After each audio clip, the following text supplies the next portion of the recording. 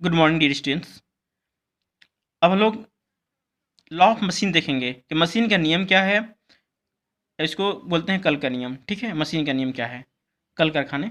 ठीक है, तो किसी भार उठाने वाली मशीन में मशीन द्वारा उठाए गए भार क्या होता है, लोड डब्ल्यू, तथा मशीन पर लगाए गए प्रयास एफर्ट पी के बीच के संबंध को मशीन का नियम कहते हैं।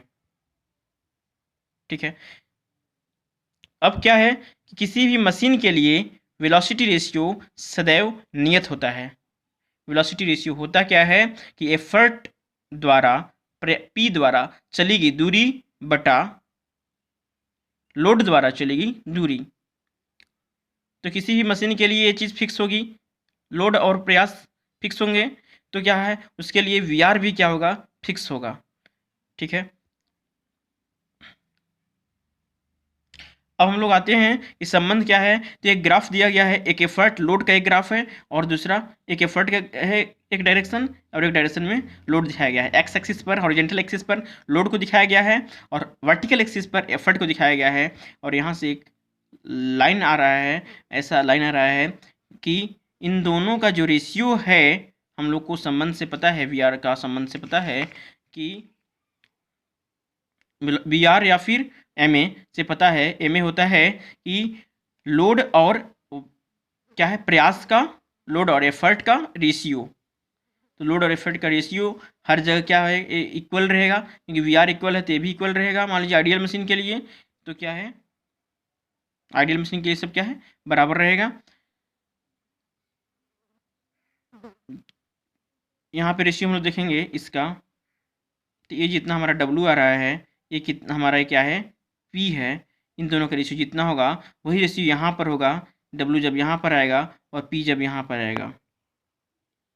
ये रेशियो और ये रेशियो दोनों बराबर होंगे, मतलब एक कांस्टेंट जा रहा है। तो ये जो ग्राफ है क्या है, ideal machine, ideal PW graph.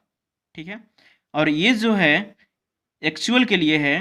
तो एक्चुअल के लिए क्या है कि कुछ जो लॉस हो रहा है, मतलब हम लोग जो एक्चुअल मशीन में जो कार्य कर रहे हैं, अगर हम लोग डब्लू बराबर उतना ही डब्लू प्राप्त करना चाह रहे हैं, लोड उतना ही उठाना चाह रहे हैं, तो हमको एक्चुअल मशीन में ज़्यादा एफर्ट लगाना होगा, और ज़्यादा एफर्ट लगाना होगा वो यहाँ पर है, वो कांस्टेंट है।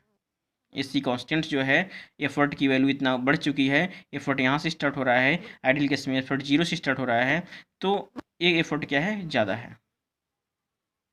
किसी एक ही पॉइंट की बात करेंगे तो हम लोग देखेंगे, अगर तो कंपैरिजन करेंगे तो इस पॉइंट की बात करेंगे तो इतना ही डब्लू के लिए हमको आइडियल मशीन में इतना हमको एफर्ट करना पड़ रहा है, जबकि इतना ही डब्लू के लिए हमको एक्चुअल मशीन में इतना एफर्ट करना पड़ रहा है। कितना एफर्ट करना पड़ रहा है, एन एल एफर्ट करना पड़ रहा है किसमें, एक्चुअल मशीन में, जबकि हमको आइडियल मशीन में एम एन एफर्ट करना पड़ रहा है या एन एम एफर्ट करना पड़ रहा है। तो ये एन एल और एन एम का जो डिफरेंस है ना बेटा, वही क्या है, friction loss, effort loss in friction. ये है C, N L minus N M, यह है फ्रिक्शन लॉस, यही फ्रिक्शन लॉस है।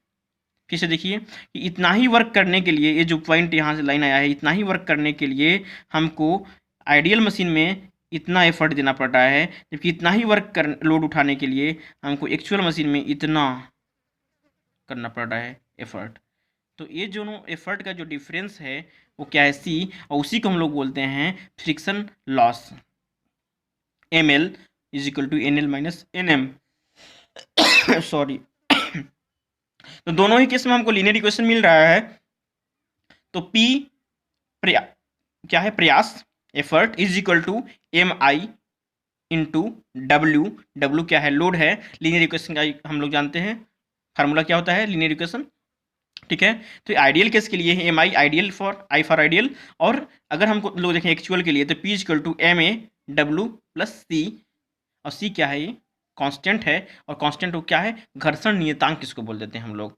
एम आई क्या है, टेन अल्फा, एक इसी कोण पर है, और एक टेन बीटा है, एक कोण डिफरेंट हो सकता है। तो हम लोग जो एब्रेविएशन जो लिख रहे हैं यहाँ पे, जब हम लोग एग्जाम में करेंगे तो एम आई को हम लोग बताएंगे कि एम आई क्या है। तो एम आई क्या है, टेन अल्फा है, या फिर क्या है, slope for ideal case. M A क्या है, स्लोप फॉर एक्चुअल केस, तो हम लोग यहाँ से क्या करें, लॉ ऑफ मशीन में क्या है कि किसी भार उठाने वाली मशीन में मशीन द्वारा उठाए गए भार तथा मशीन पर लगाए गए प्रयास के बीच के संबंध को मशीन का नियम कहते हैं।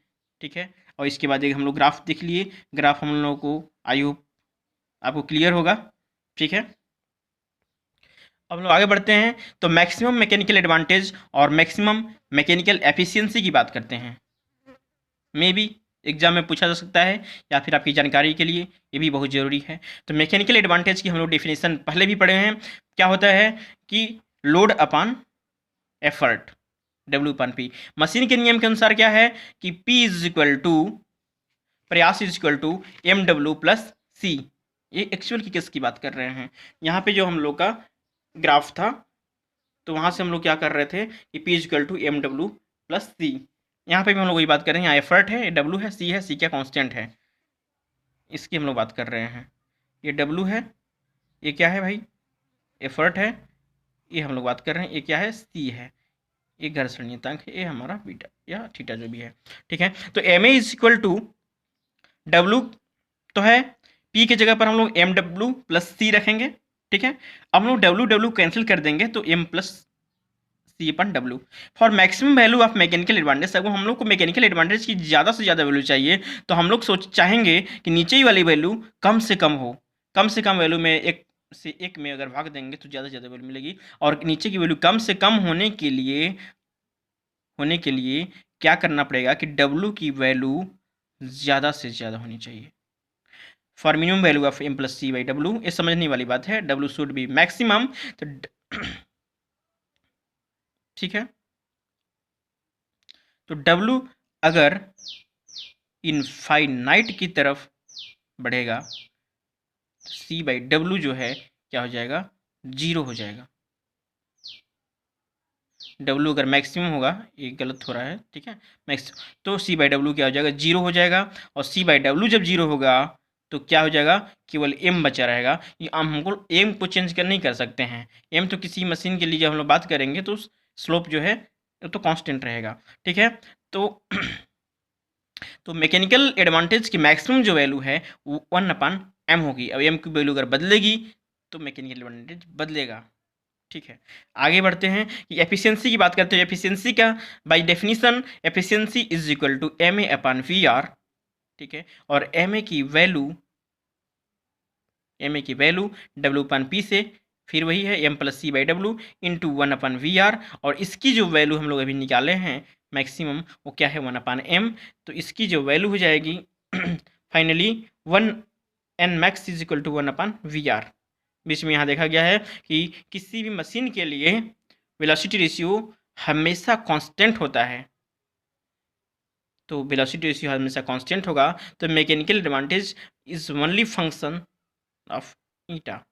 ठीक है, अब यहाँ से क्या हो गया, M M X upon V R, M M X की वैल्यू 1/m है, और यहाँ पर 1/VR। तो eta max is equal to 1/m into V R. और यहाँ से भी देखा जा रहा है कि मैकेनिकल एन मैक्स जो है एम पर डिपेंड कर रहा है और वी आर पर डिपेंड कर रहा है। वेलोसिटी रेशियो है वी आर, और एम क्या है, स्लोप। अभी भी हम आपको बोल रहे हैं एग्जाम में या कहीं भी आप अगर डेराइव करेंगे कोई भी चीज़, किसी भी फॉर्मूले को लिखेंगे, तो जितने भी एब्रीविएशन है, जितने भी शॉर्ट टर्म हैं, उनको आप लोग दिखाएंगे कि ईटा मैक्स क्या है, कि ईटा मैक्स क्या है, मैक्सिमम एफिशिएंसी है, एम क्या है, स्लोप है। ठीक है, और वी आर क्या है, वेलोसिटी रेशियो। इस प्रकार से हम लोग दिखाएंगे। ओके, क्लियर है।